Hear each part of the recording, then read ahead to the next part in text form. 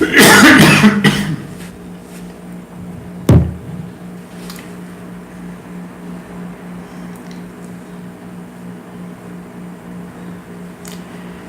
morning, everyone.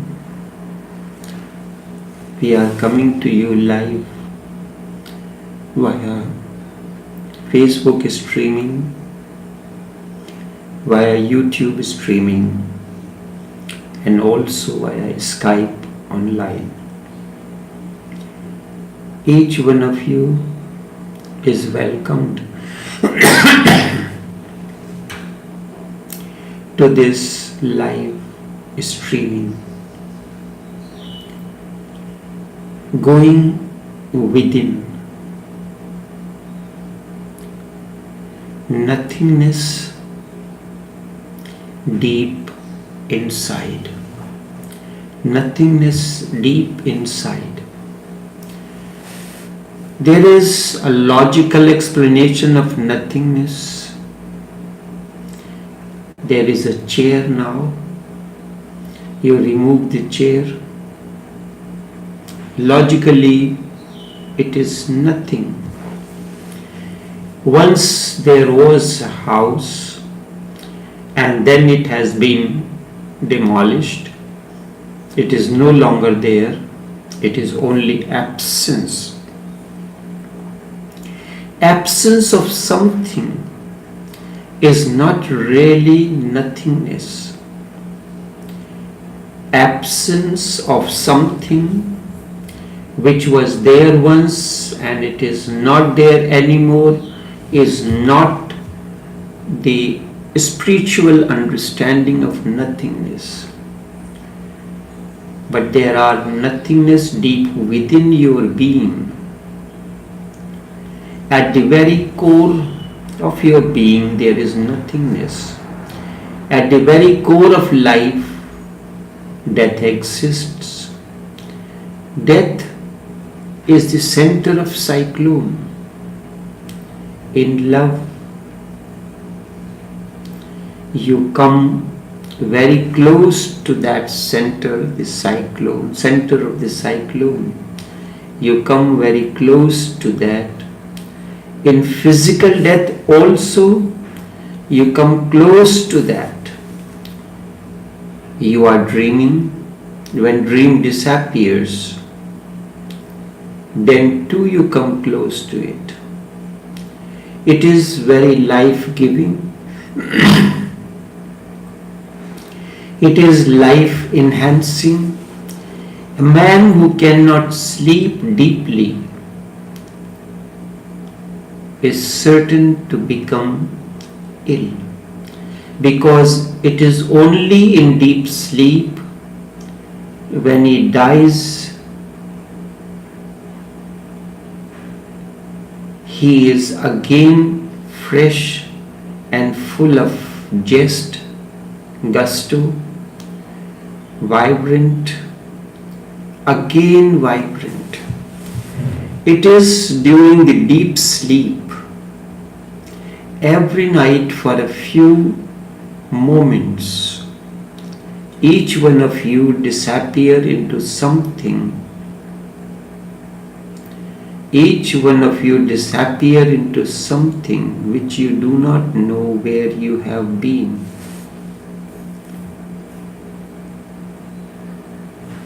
And it is that moment you are connected to the center of the cyclone,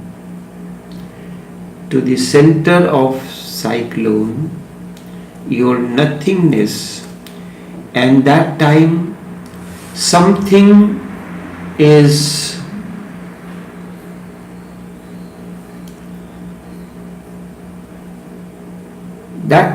something oozes into your being, nectar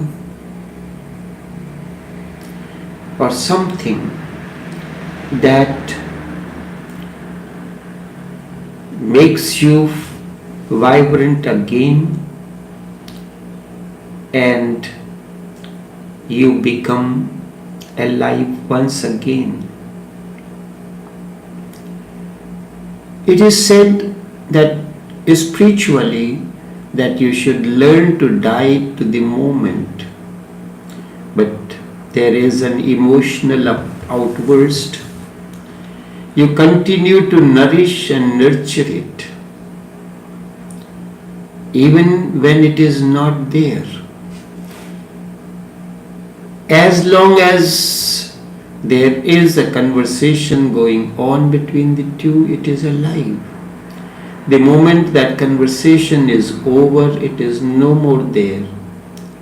Learn to die to the moment. When it is there, you are alive. When it is not there, it is dead. And that is one of the greatest art to learn. The greatest skill there is to die to every moment, and this is how we learn. When the final moment of death comes in, you can enter it into joyfully, totally aware, and that is the ultimate in living. There is German philosopher Heidegger. His standpoint comes very close to that of Buddha. Buddha used the ancient language. Heidegger used the modern language. And that is why he is relevant. He says every being, so far as it is a being, is made of nothing. Every being, so far as it is a being, is made of nothing. And there is a parallel doctrine too in Christianity, which has been very neglected because Christian theologians have not understood it and they cannot manage it. It is too much. The doctrine is known as Cretio ex nihilo. The creation is out of nothing. Creation comes into existence out of nothing. If you ask the modern physicist, specifically the quantum physics, if you ask him, he will agree with Buddha. The deeper you go into matter, things starts disappearing.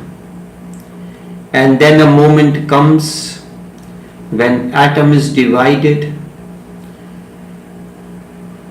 thinghood completely disappears. When atom is divided, the thinghood completely disappears. Then there are electrons. They are not things anymore. Instead, they are no things. That's why Albert Einstein says,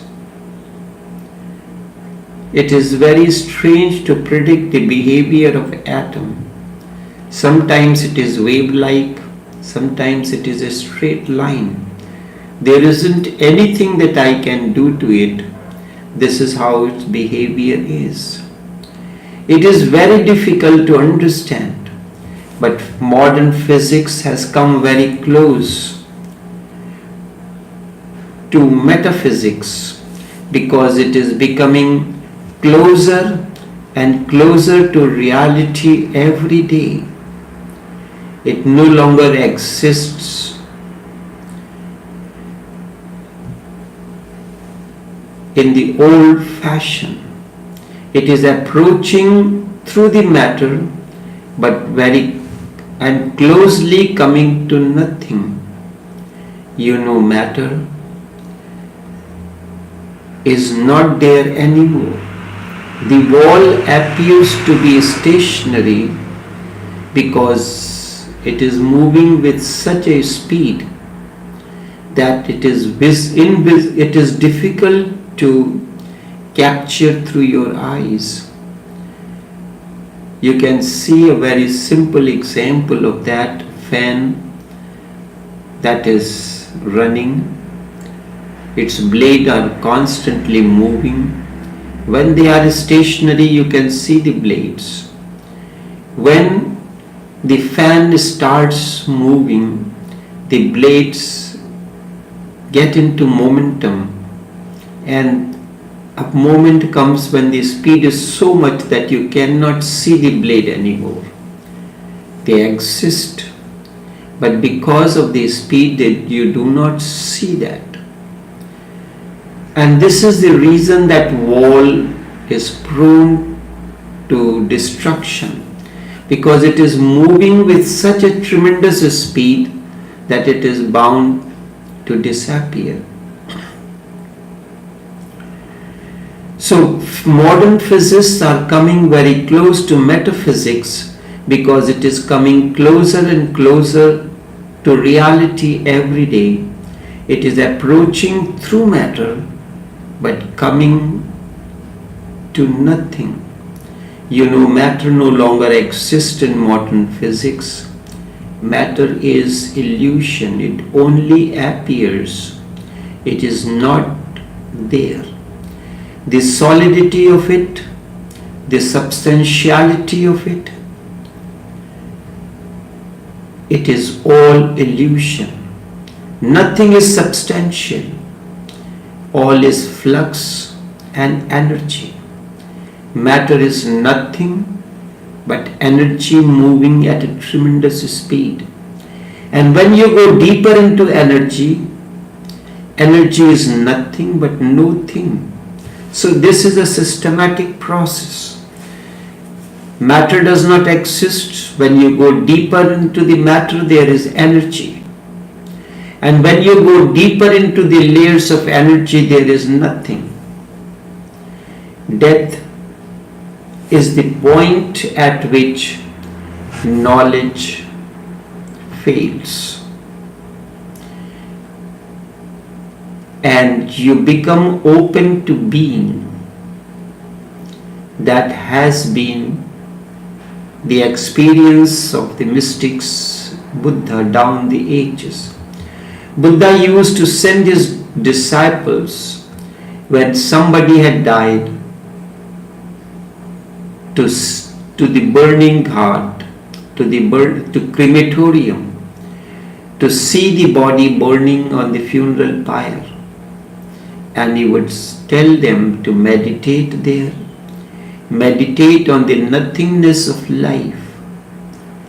Death is the point at which knowledge fails, and when knowledge fails, mind too fails.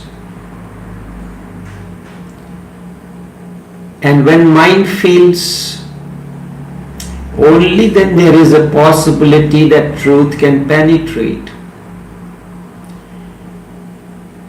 First, knowledge fails, and when knowledge fails, mind, the instrument through which knowledge perpetuates, fails. And when mind fails, there is every possibility that you enter into truth. But people do not know. When somebody dies, you do not know what to do. You are very embarrassed. When somebody dies, it is a great moment to meditate. At a time when life exits the body, tremendous energy is released. And if you can meditate, be available to that energy, you can be enlightened the very moment. I will explain probably tomorrow as a sideline how does one enter into death. What are the different steps when an ordinary person enters into death, and also how consciously a master, a awakened one, enters into death. He can give you moment to moment experiences, what it is happening, how the life force is receding. There is flood, and then slowly and slowly the flood water begins to recede. A certain area that was covered with water is no more covered with the water. The water has receded from there. In the same way, the life force, Alan White, the Pranavayu releases from there. And the Pranavayu, although this is the deepest understanding of Hindus. No other, because Hindus have spent their entire life in knowing about it, going deeper into it, rather than, so their understanding is in search deep within, and this has helped them to go deeper into their being. There are 10 types of different life force or Pranavayu. Prana means life force. Vayu means air. The air which is responsible for the life force is of 10 types. However, for our understanding, we use 5 only. Saman, Pran, Apan, Udan, Vayan. These are all connected to different parts of the body. When someone dies, the body begins to get cold, but a certain part of the body remains warm. It takes a little while to declare the person is completely dead.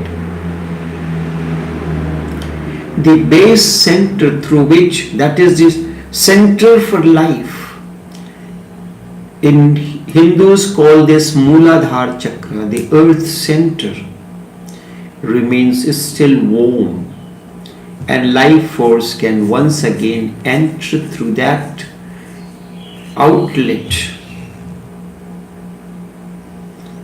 So there are certain things to be done.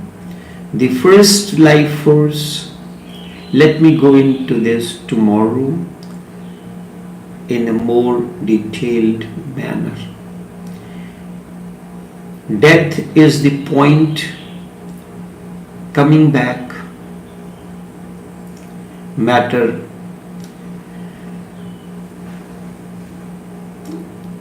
all is flux or energy. Matter is nothing but energy. And when you go deeper into energy, energy is nothing, no things. Death is the point at which knowledge fails and we become open to being.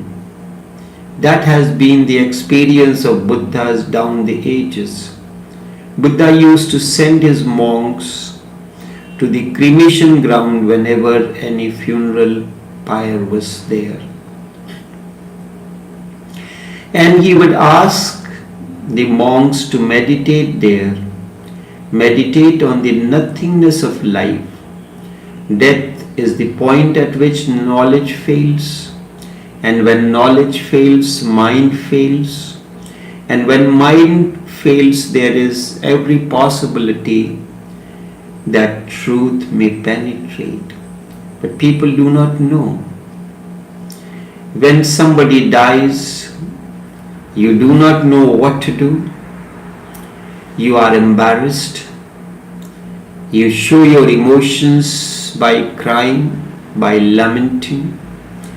When someone dies, it is a great moment to meditate on. And when you meditate, the energy that is being released at that moment, you can be available to it. I always think that each city needs to have a death center. When somebody is dying or his death is very, very imminent, he should move to that center. It should be a small, like a temple, where people can go into deep meditation, sit around him, should help him to die, and should participate in his being when he is disappearing into nothingness. Instead, we try to save the life. When somebody disappears into nothingness, great energy is released. The energy that was there surrounding him, encaged, is now released. If you are in a silent space around him, you will go on a great inward journey, great trip. No psychedelic can take you there. The man is naturally releasing tremendous energy. If you can absorb that energy, you will also kind of die with him, and you will see the ultimate, the source, and the goal, the beginning and the end of life. You will see everything. We built all kind of temples and churches, but we do not focus on death. This is considered to be most unpleasant state. It is said about Lao Tse, when his time came, the end of his life, he moved to the mountains. He wanted to be alone, peaceful, so that he can be in converse with the whole and take a life into a totally different way, exit from life. When he has to cross the China border, when he reached the last checkpost, he was stopped by the guard, who happened to be his disciple. Lao Tse never wrote anything throughout his life, and he said, I would not allow you to leave this checkpost, because it is like when you are crossing a bridge or a road and you have to pay the toll tax to cross over to the other side. Now he is crossing over the border of China to enter into the other side. He has to pay the toll tax. So the guard said, you have to sit down and write something. He stayed there in that hut, and that's where he composed the most beautiful work, Tao Te Ching. Because in Chinese language, T is pronounced as D.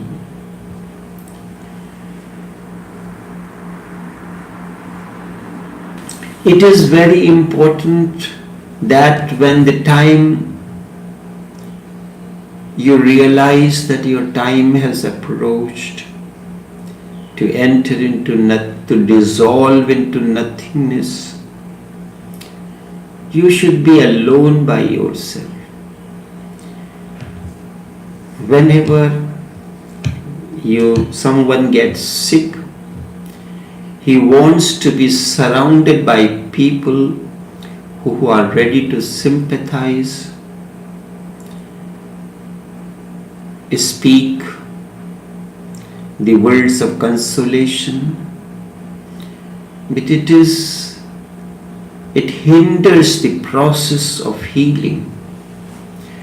Process of healing means a state when you are in harmony with yourself, when you are in communion with your being. Nobody else is needed. You are introspectively in communion with your being, and that's when the healing happens. I never like people visiting me, because when I am not well, I want to be in communion with my being. Being in communion with being is healing, is health. And also, for my living, I engage in trading, the business of marketing certain products in the country. So during that period, I have to be in conversation with the people, have to deal with the people in the outer world. Then it happens that at times there has to be the calls received from the business people. They may want certain things, they may inquire about certain items, but after 6 o'clock onwards, I do not take the calls. That is my private time. When I am in communion with my being, I am not interested in, at that time, anything. During that period, enough comes in for the living, and thereafter the rest of the time is for me. There should be a solitary place where one can enter into, like a temple, and where you can be in communion with those people who are advanced in their inward journey, to help, to facilitate the death. It is said about Adi Shankar, the Shankar of the 3rd or the 2nd century. He was a philosopher, a thinker who will engage into conversation with the learned ones, and he used to defeat them. Once he entered into conversation with one of the leading learned person of the time, known as Mandan. He defeated Mandan, but then his wife came and he said, male and female are part of the one energy. They are together. You have defeated Mandan, so only half of that energy is defeated. I am still alive. You have to answer my questions before you can really defeat Mandan. She asked him the question of which Shankar did not have any answer. So he has to consciously enter into death and enter into a life, his previous life, or enter into, so he exit his being, exit from the body and enter into the body of the king that was dying. He stayed there for 6 months while his body, but now in 6 months' time, the body will decay. Body starts decaying no sooner the life force leaves. How to keep it? So Shankar told that he will sit down in meditation and release his being. So the body will be there His disciples formed a circle around it. It is something like this: when you are stuck in a forest, there is danger of wild animals.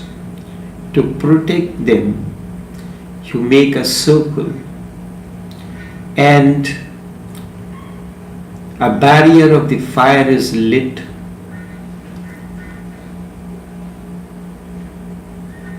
Seeing the fire, the wild animals do not approach that area. So these disciples formed a cordon of the fire around Shankar's body and continued to nourish and nurture for 6 months until Shankar entered into the body of a king that was dying, and thereafter he returned with the experience of the married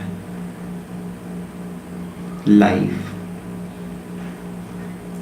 And thereafter he went into dialogue, debate with Mandan's wife and defeated her.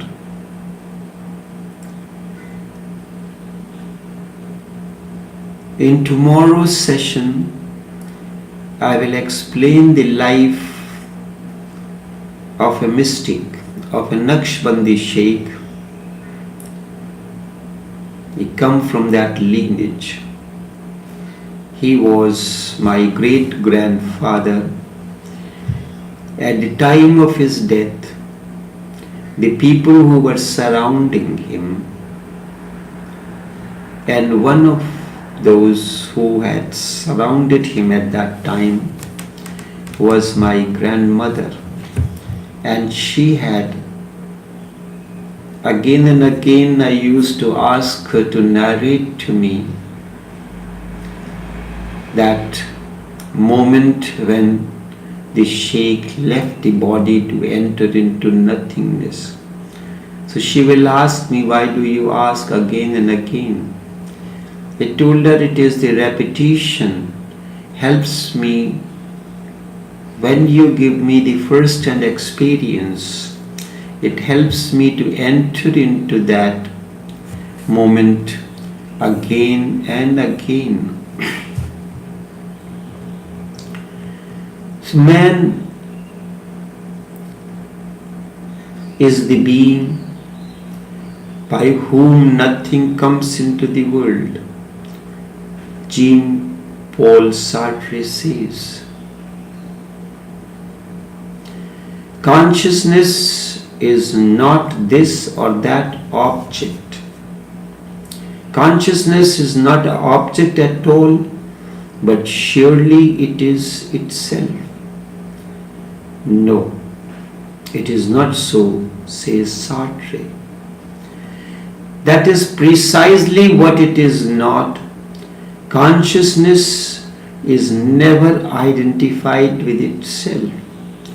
Thus, when I reflect on myself, that is reflected is other than the self that reflects. Jean-Paul Sartre says, when I try to state that I am, I fail. Because while I am speaking, what I am talking about slips away into the past and becomes what I was. I am my past and future, yet I am not. I have been one and shall be the other, but in the present there is nothingness. But in the present moment there is nothingness. If someone asks you, who are you? What are you going to say?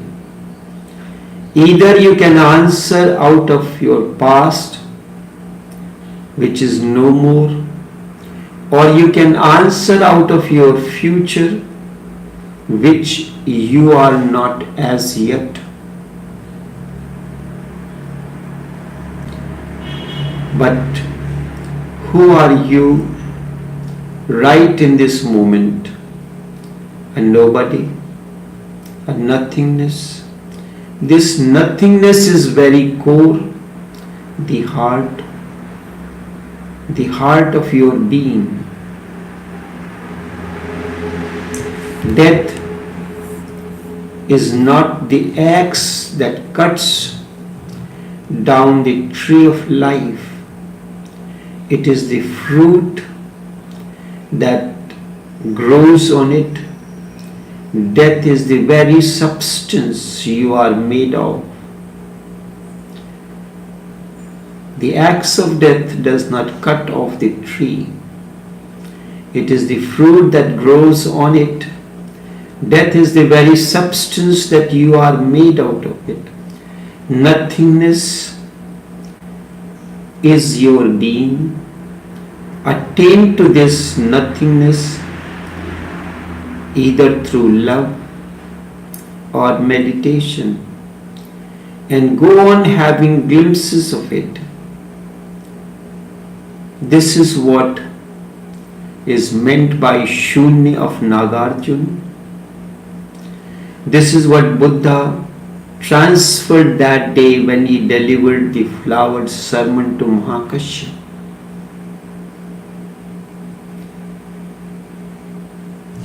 Death is not the axe that cuts the tree of life, remember. Death is the fruit that grows on the tree of life. Death is the very substance and that you are made of, because everything that comes into life, a flower is blossomed, it comes into life, it becomes a fruit, and fruit decays. This is how, but the tree does not decay with the death of the fruit and the flower. So too, the life continues. Death is not the axe that cuts down the tree of life. Death is the fruit that grows on the tree of life. It is the very substance you are made of. Nothingness is your very being. Attain to this nothingness. You can attain it through love or meditation. And you can go on having the glimpses of it. This is what is Shunya of Nagarjuna. And this is what Buddha has transferred to Mahakashyapa when he appeared with the lotus flower in his hand. He held the flower in his hand and did not utter a single word. And that is known as the flower sermon. Mahakashyapa understood it. And that was transferred onto him. Tomorrow, a little different, I will incorporate into it how the process of death, how the life force and what steps life force is released from the body. Life force or the energy is released from the body at the time of death. Only this much for this morning. Until tomorrow, take care and do have a pleasant day.